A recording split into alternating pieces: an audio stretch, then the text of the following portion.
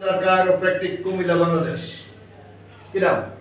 শরীফুল ইসলাম। শরীফুল ইসলাম। তোমার বাড়ি কোথায়? ফরিদগঞ্জ চাঁদপুর। ফরিদগঞ্জ চাঁদপুর। তো তোমার এখানে আসার কারণ কি? আমার এই পিঠের সমস্যা আর পায়ের এই সমস্যাটা নিয়ে আমি ভুগতেছি আজকে অনেক বছর। তোমার ওষুধ খাওয়া হয়েছে কিন্তু আসলে কোনো উপকার তেমন হয় না। এক নম্বরে আমার হিপ জয়েন্ট খারাপ, এখানে ব্যথা হয়, কেমন কোমরে ব্যথা হয়, এখানে ব্যথা হয়, বেশিক্ষণ বসে থাকলে, শুয়ে থাকলে উঠতে, আবার বসে থাকলে উঠতে, ঘুমাইতে গেলে ঘুমের মধ্যে অনেক সময় ঘুম ভেঙে যায়, ব্যথা চলে। তারপরে হাত, কোন হাত? এই হাত, এদিকে ঘুরো, এটা পিছিয়ে নাও, হাতটা পিছনে আনো, এদিক দিয়া, এখানে এসে থেমে গেছে, উপর দিয়ে নাও, উপর দিয়া, এখানে এসে থেমে গেছে, এখানে টান পড়তেছে প্রচন্ড। তো এইটা খারাপ, এই নিয়ে আমার কাছে আসে আজকেই প্রথম। তা আমরা তার কোনো রিপোর্ট, পরীক্ষা নিরীক্ষা কিছুই আমাদের কাছে নাই, আমরা তার চিকিৎসা শুরু করবো একটু পরে। ভিডিওতে আমরা বলে থাকি যে আমরা ল্যাব টেস্টে বিশ্বাস করি না, ল্যাব টেস্টটাকে আমরা মোটেও বিশ্বাস করি না। এই কারণে, কারণ রোগীর সাথে বডির সাথে ল্যাব টেস্ট মিলে না। তোমার পাটা ওঠো, পাটা উপরে ওঠো, সোজা করো, একদম সোজা। এটা এখানে দেয়া সোজা করতে গেলে এখানে টান করতেছে, অনেক টান। আবার এখানে দেওয়ার পরে এটা এখানে ঘুরতেছে, এখানে কিন্তু ঘুরে, এটা এই সাইড ঠিক আছে।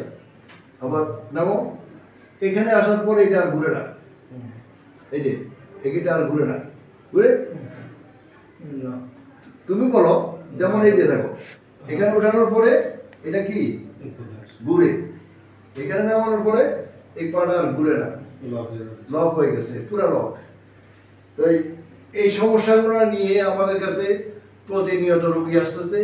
আমার ধারণা এটা ফ্যান্ডিসোলন এবং মিথাইল প্যান্ডিসোলন স্টেরয়েড ওষুধের পার্শ্ব প্রতিক্রিয়া।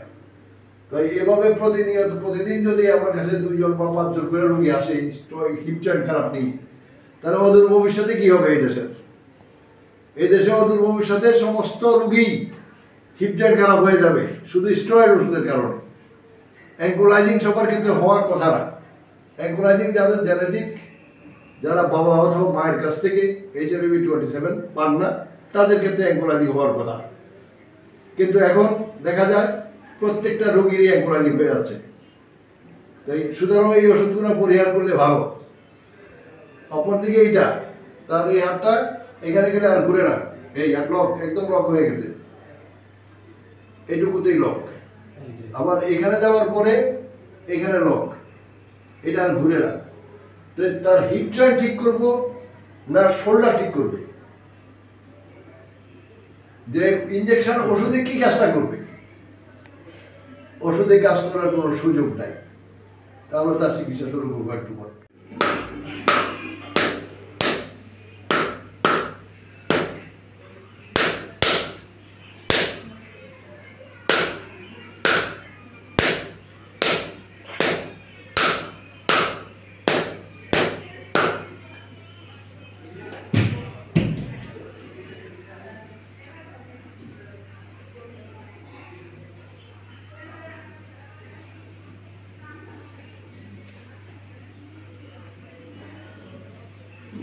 নামো, নিচে নামো, তোলো, ইজি তোলো, এখানে না, পিছনে পিছনে, এখানে চলে আসবে।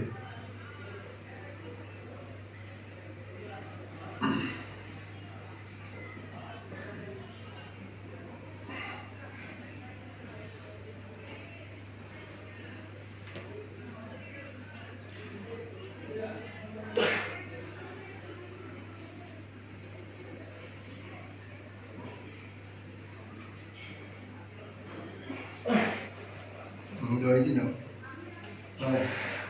সেটা দিয়ে দাও।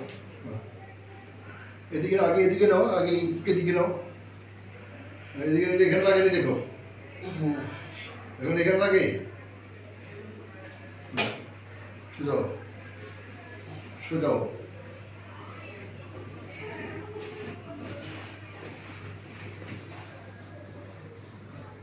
আজকেই প্রথম চেতন চিকিৎসা শেষ করি। আমরা এর পূর্বেই তার সমস্যার বর্ণনা দিয়েছি, এখন তার সুস্থতার বর্ণনা দিব। যে তুমি নিচে বসো, নিচে বসো, হ্যাঁ উঠো। এভাবে বসতে আগে কি হইতো, এখানে টান লাগতো, এখানে 20 কেজি ওজন আছে, এটা হলো উঠো, উঠাই কোমর সোজা। সবসময় বাড়ি জিনিস লাগিয়ে দিলে ওটাই কোমর সোজা। ওই হাতে উঠো, বাম হাতে উঠো।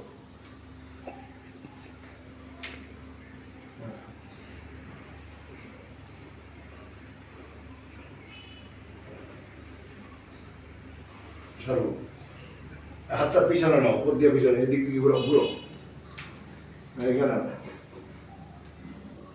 এইটা সবসময় খেয়াল রাখবা, এখানে যদি তুমি ধরতে পারো আর মাথাটা একটু উপরে থাকে তুমি ঠিক আছে। পিছনে নাও, আর পিছনে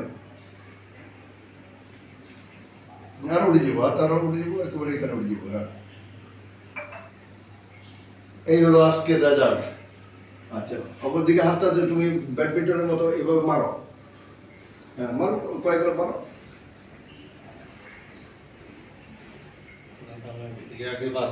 আগে বাঁচতো, এখন বাজে না।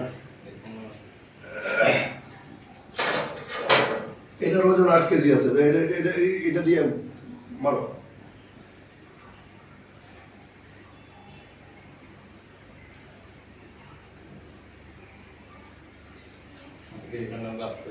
আগে এখানে বাঁচতো, এখন টান লাগে না। আচ্ছা ঠিক আছে।